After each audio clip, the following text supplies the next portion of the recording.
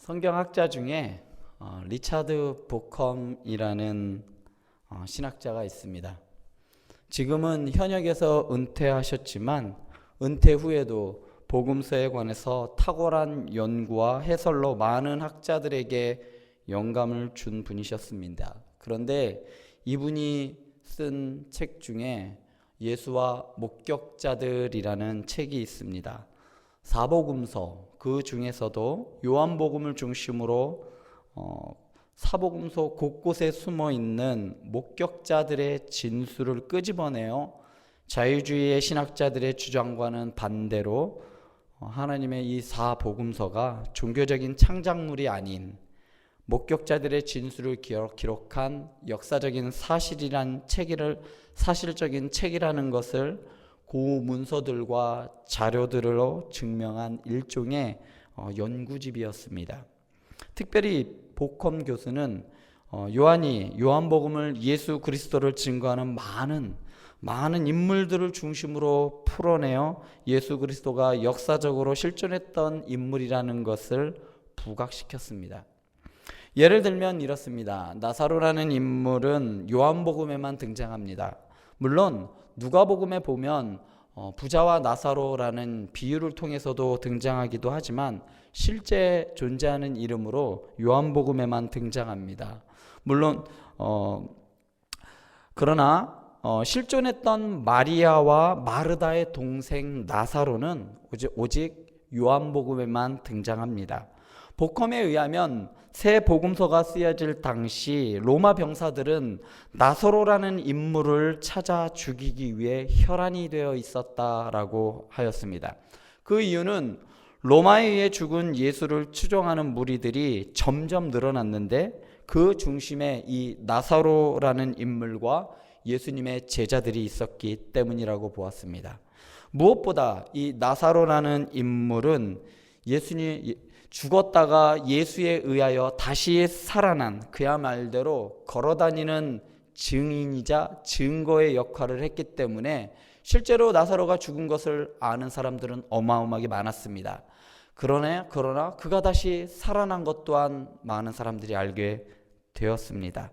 그렇기 때문에 이 나사로가 있는 한 예수의 복음은 계속해서 힘을 얻고 뻗어나갈 것이기 때문에 로마에서는 이 나사로를 잡으려고 혈안이 되었습니다.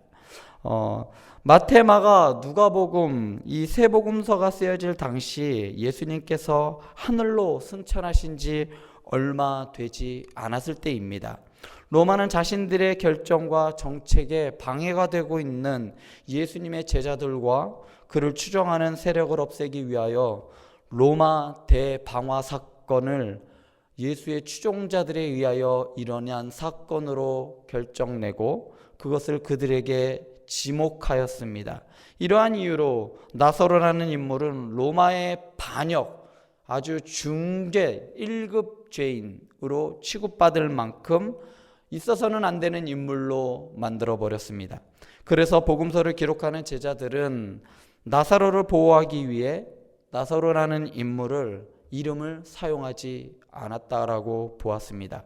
그러다가 어느덧 시간이 지나 AD 70년경 즉 예수님께서 올라가신 지 한 40년이 흐른 후에 예수님의 제자들도 거의 다 죽고 예수님을 만났던 사람들이 하나하나 죽어가고 로마가 더 이상 나사로라는 인물을 찾지 않게 되자 예수님의 마지막 제자였던 사도 요한은 그의 책에 예수에 의해 죽었다가 살아난 사람의 이름이 그가 누구인지 명시해 놓았다라고 하였습니다.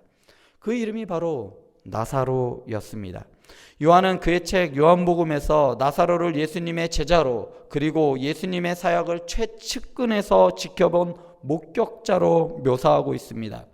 예수님의 죽으심과 부활을 목격한 사람들의 중심에 나사로가 있다라고 이 보컴 교수는 보고 있었습니다.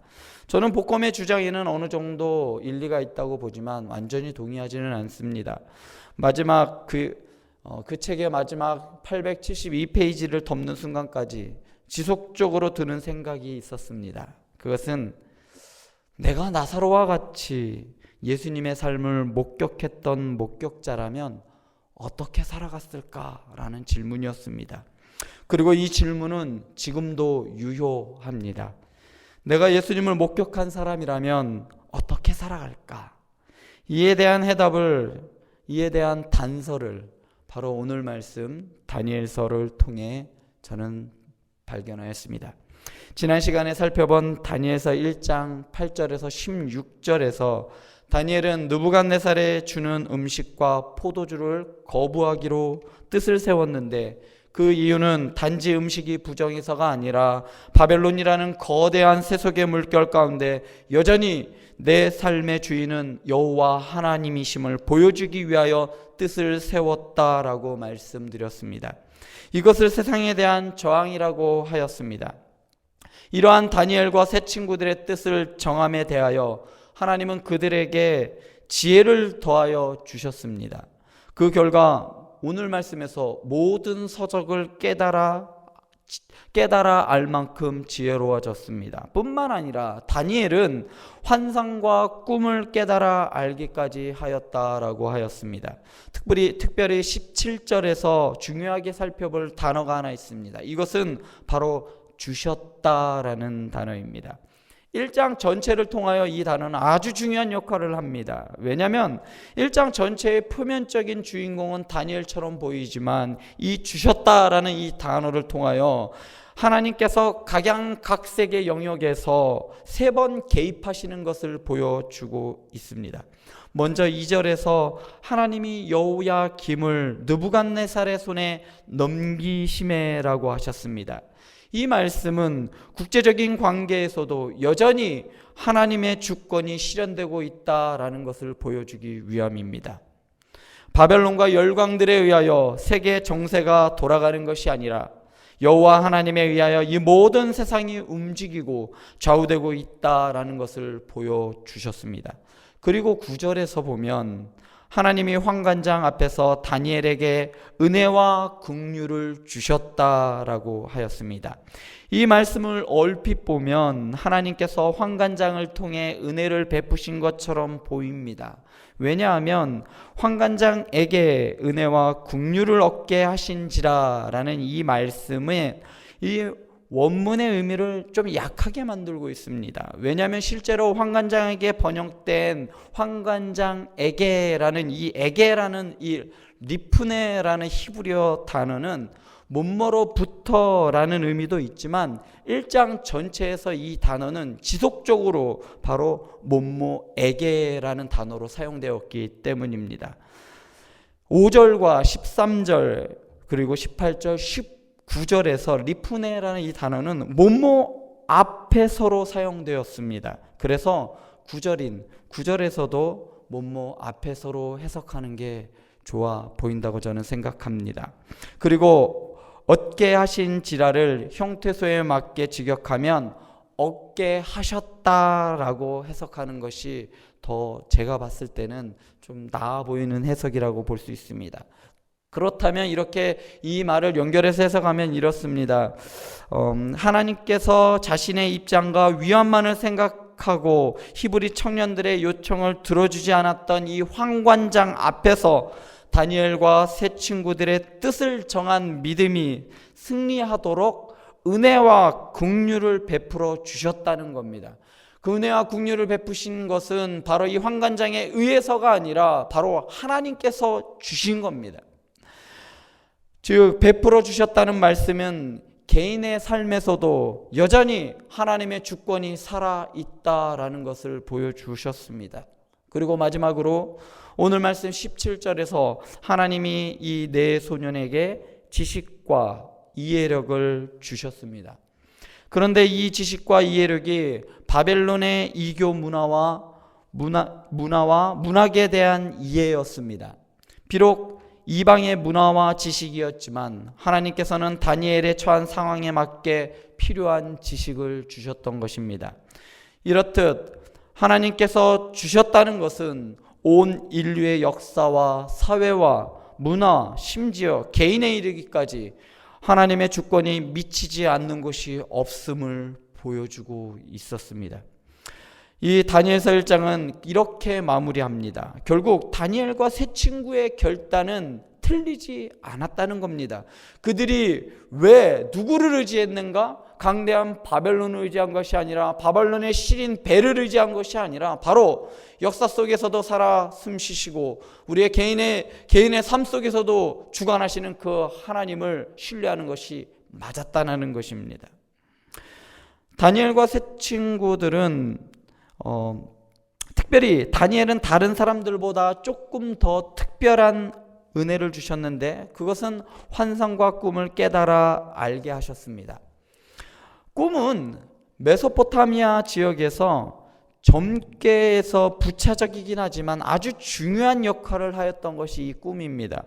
그래서 꿈을 해석하기 위하여 훈련된 전문 점쟁이들이 있었는데, 그들은 신들과 의사소통을 하기 위해 꿈을 꾼다라고 생각하였습니다. 이 바벨론에서 이 꿈에 대한 해석은 아주 중요했어요. 신의 뜻을 전달하는 역할을 했기 때문입니다. 그러나 여러분 아십니까?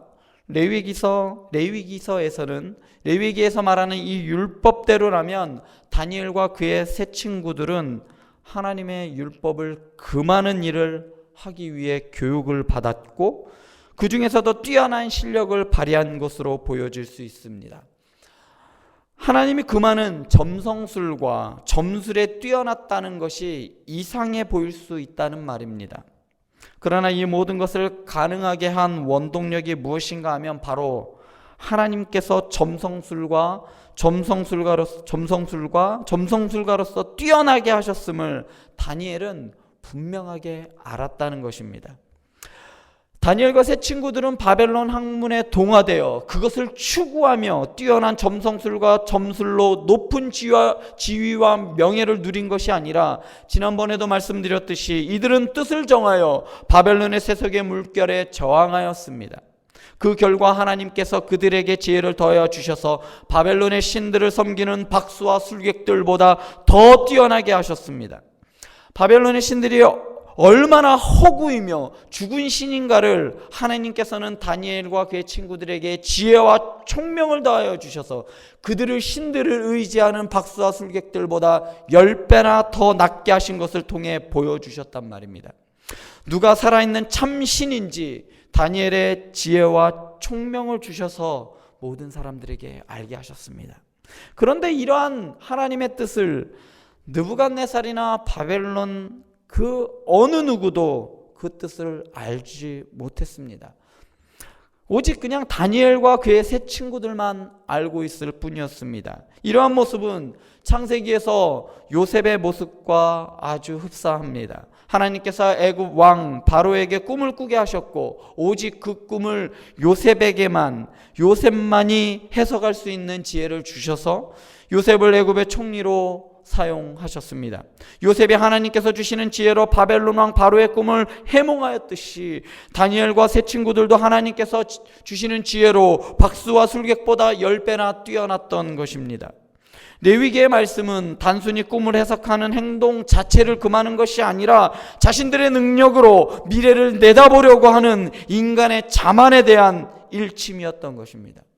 그러나 다니엘과 세 친구들은, 또한 요셉은 자신의 능력으로 꿈을 해석한 것이 아니라 엄연히 이들이 꿈을 해몽하고 다른 사람들보다 뛰어나게 꿈을 해석할 수 있었던 것은 자신들의 기술이 아니라 바로 하나님으로부터 오는 지혜로 인함이라는 것을 그들은 알고 있었습니다.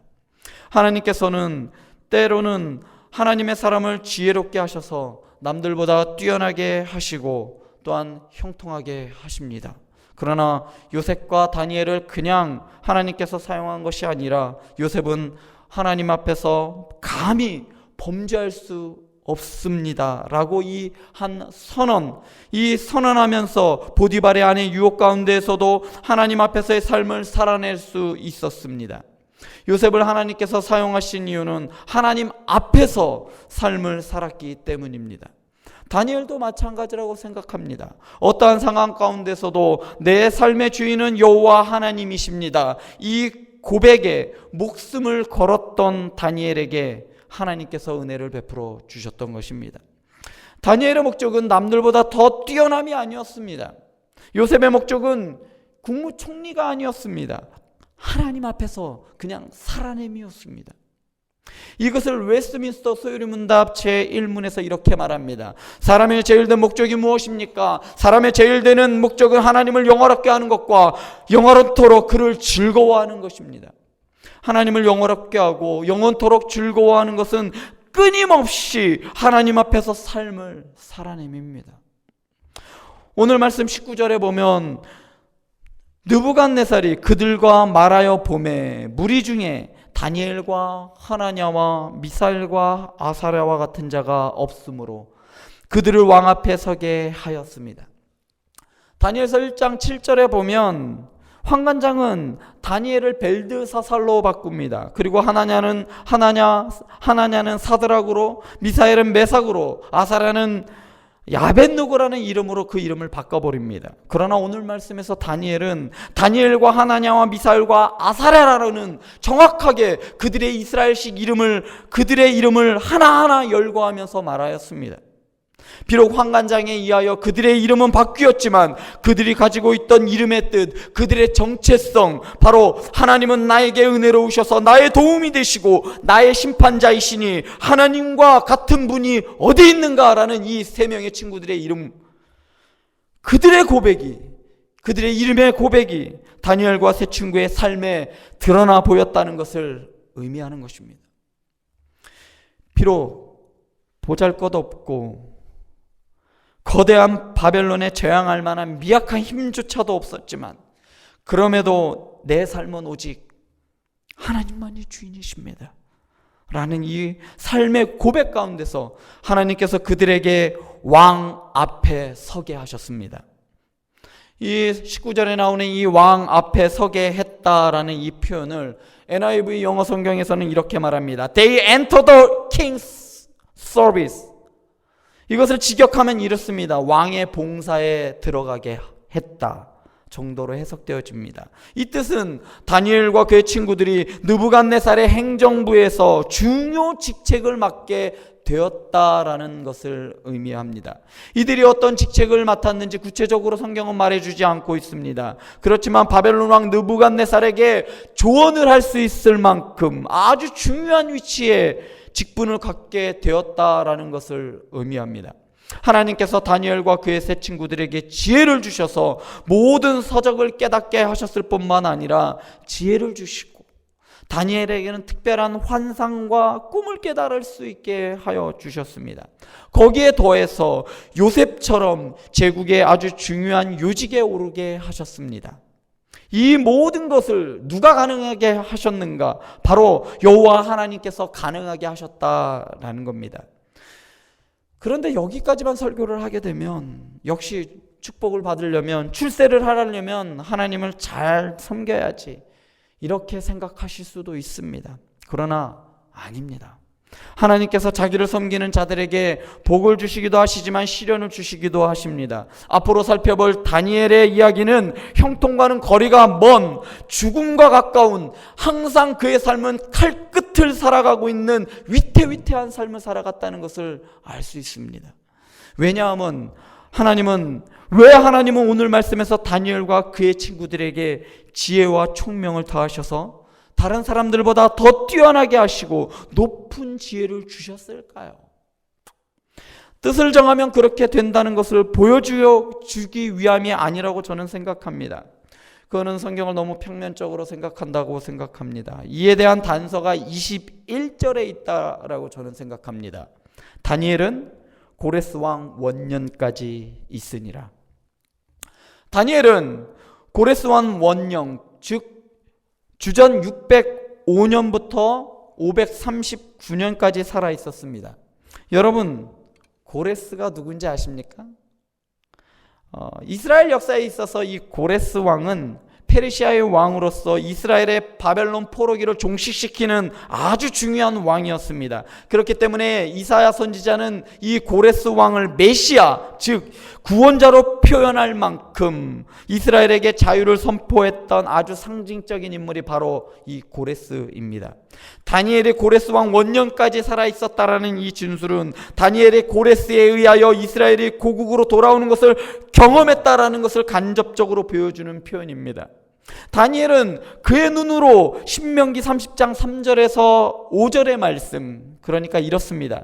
네 하나님 여호와께서 마음을 돌이키시고 너를 긍휼히 여기사 포로에서 돌아오게 하시되 내 하나님 여호와께서 흩으신 그 모든 백성 중에서 너를 모으시리니 내 쫓겨난 자들이 하늘가에 있을지라도 내 하나님 여호와께서 거기서 너를 모으실 것이며 거기서부터 너를 이끄실 것이라. 내 하나님 여호와께서 너를 내 조상들이 차지한 땅으로 돌아오게 하사 네게 다시 그것을 차지하게 하실 것이며 여호와께서도 네게 선을 행하사 너를 내 조상들보다 더 번성하게 하실 것이며. 다니엘은 이 말씀이 이루어지는 것을 그의 눈으로 보았습니다. 또한 뿐만 아니라 예레미야서 25장 12절에서 예레미야에 선언된 이 말씀, 여호와의 말씀이니라. 70년이 끝나면 내가 바벨론의 왕과 그의 나라와 갈대인의 땅을 그 죄악으로 말미암아 벌하여 영원히 폐허가 되게 하되, 이 말씀이 이루어지는 것을 다니엘은 그의 눈으로 너무나도 생생하게 보았습니다. 하나님의 말씀대로 이스라엘이 그들의 죄로 인하여 70년이라는 포로 생활을 하게 되었지만 여호와께서 그들의 백성을, 그의 백성을 다시 일으키시고 다시 모으셔서 다시 시작하시는 것과 그리고 그들을 포로 생활하게 만든 바벨론을 심판하시는 것을 다니엘은 그의 삶을 통하여 명백히 보았습니다. 다니엘은 자신이 보았던 이 모든 일들을 지켜본 목격자로서 다니엘서를 기록하고 있습니다. 비록 세상 사람들은 알지 못했습니다. 그렇지만 다니엘의 뜻을 정함을 하나님께서 아셨고 그로 인하여 하나님께서 다니엘을 사용하셨고 하나님께서 주신 지혜로 다른 박수와 술객보다 뛰어났다는 것을 다니엘은 알았습니다. 그리고 그것을 기록하여 하나님의 말씀을 다른 사람들에게 후대에 알게 하였습니다. 오늘 말씀의 핵심 구절인 이 17절의 주어는 하나님입니다. 환상과 꿈을 깨달아 안 것은 다니엘이지만 그것을 알도록 학문을 주시고 모든 서적을 깨닫게 하시고 지혜를 주신 분이 바로 하나님이십니다. 당시 모든 사람들은 다니엘의 이 뛰어난 지혜를 다니엘의 그냥 자신의 것으로만 알았어요. 쟤는 좀 다른 사람보다 좀 뛰어난 사람인가 보다, 머리가 좋은 사람인가 보다 라고 생각하였습니다. 그러나 다니엘은 이 모든 것이 자신이 알고 있는, 자신을 깨닫게 해주시고 자신을 총명하게 만드신 그 모든 것이 자신이 배운 그 서적에 의해서가 아니라 바로 하나님으로부터 온 지혜였다는 것을 알고 있었습니다. 그렇기 때문에 다니엘은 자신에게 주어진 학문적인 지혜와 부와 명예, 그리고 앞을 내다보는 그 통찰력으로 모든 사람들보다 10배나 뛰어난 능력이 있다는 것도 이것을 자신의 노력으로 이룬 것이라고 말하지 않고 있습니다. 동시대를 살아갔던 사람들은 이스라엘의 하나님 여호와는 끝났다, 망했다 라고 말했지만 다니엘은 이 모든 일이 하나님의 주권에 있다는 것을 목격한 증인으로서 자신이 경험하고 본 모든 것들을 다니엘서를 통해 기록하고 또한 증인의 삶을 살아갔던 것입니다. 예수님의 제자들도 마찬가지였습니다.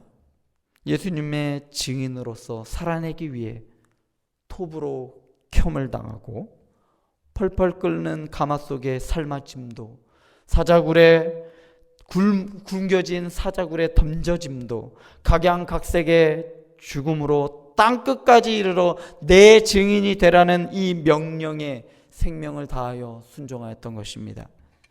그렇다면 증인은 비단 다니엘과 그의 세 친구들 그리고 예수님을 만난 사람들 뿐일까요? 아닐걸요? 아닙니다. 히브리서 12장 1절은 이렇게 말합니다. 이러므로 우리에게 구름같이 둘러싼 허다한 증인들이 있으니라고 고백합니다. 어떻게 구름처럼 허다한 증인들이, 허다한 무리들이 증인이 될 수 있을까요? 바로 하나님의 말씀을 읽고 예수 그리스도를 주로 고백하는 사람들, 즉 지금도 이 자리에 모여서 하나님의 말씀을 듣고 그 말씀대로 살아가기로 작정하며 하루하루 말씀을 내 삶에 적용하여 드러내기 위하여 치열하게 처절하게 살아가는 저와 여러분들이 바로 증인이란 말입니다.